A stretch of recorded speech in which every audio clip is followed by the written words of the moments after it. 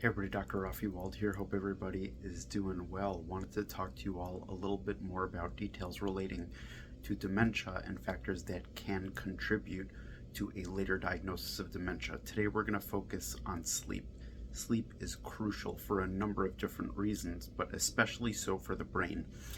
As we've discussed in the past, Alzheimer's disease has been associated with abnormal bodies in the brain called amyloid and tau. So these abnormal bodies tend to accumulate in the brains of people as they get older. Some of it is normal, but in people with Alzheimer's disease, it accumulates in a greater degree.